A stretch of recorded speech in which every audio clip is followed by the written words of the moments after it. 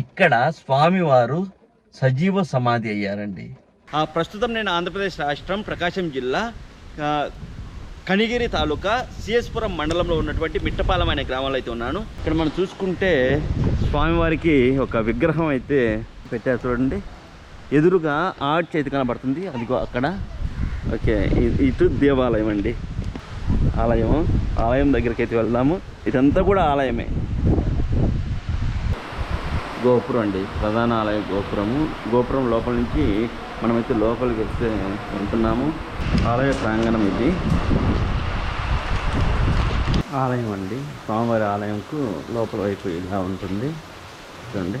ఇది గర్భాలయం ఇస్తుంది. స్వామివారు సజీవ సమాధి అయ్యింది అక్కడే. స్వామివారి సమాధి అయినటువంటి సజీవ సమాధి అయినటువంటి ప్రదేశము చూడండి, ఇంకా లోపలికి ఉన్నట్లుగా ఉంటుంది. మన ప్రవీణ్ తెలుగు ట్రావెల్ ఛానల్ ఆధ్వర్యంలో నేను ఎన్ని ఆలయాలు తిరుగుతానో అన్ని ఆలయాల్లోనూ నేను పూజ చేసి పంపుతున్నానండి. కరుంగల మాల కేవలం 1250 రూపాయలే. మన ఛానల్ ఆధ్వర్యంలోనే మనం కరుంగల మాల అయితే ఇస్తున్నాం. అయితే ఈ కరుంగలి మాల ధరించేవారు పాటించాల్సిన నియమాలేంటి?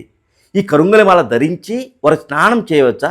నిద్రపోయేటప్పుడు ఈ కరుంగలి మాలను తీసేయాలా? దీనికి ఈ సందేహం ఉంటుంది కదా.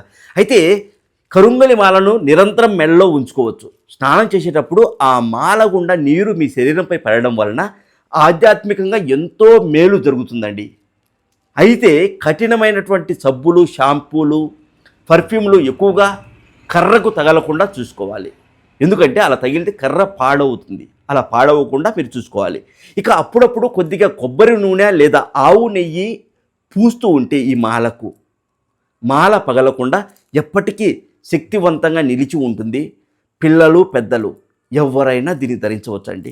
ముఖ్యంగా మన ప్రవీణ్ తెలుగు ట్రావెలర్ ఛానల్ ఆధ్వర్యంలో కొనే మాలకు ఉండే ప్రత్యేకత ఏంటంటే మీకు స్పెషల్గా ఇస్తున్నాను. నేను ఎన్ని ఆలయాలు తిరుగుతానో అన్ని ఆలయాల్లోనూ పూజలు చేస్తున్నాను, ప్రాణప్రతిష్ఠ చేయిస్తున్నాను. దీనివల్ల ఖచ్చితంగా ఇందులో ఒక పాజిటివ్ ఎనర్జీ ఉంటుంది. పరమేశ్వరుడి అనుగ్రహం ఈ మాలల పైన ఉంటుంది కాబట్టి ఖచ్చితంగా మీకు మంచి జరిగే అవకాశం ఉంది.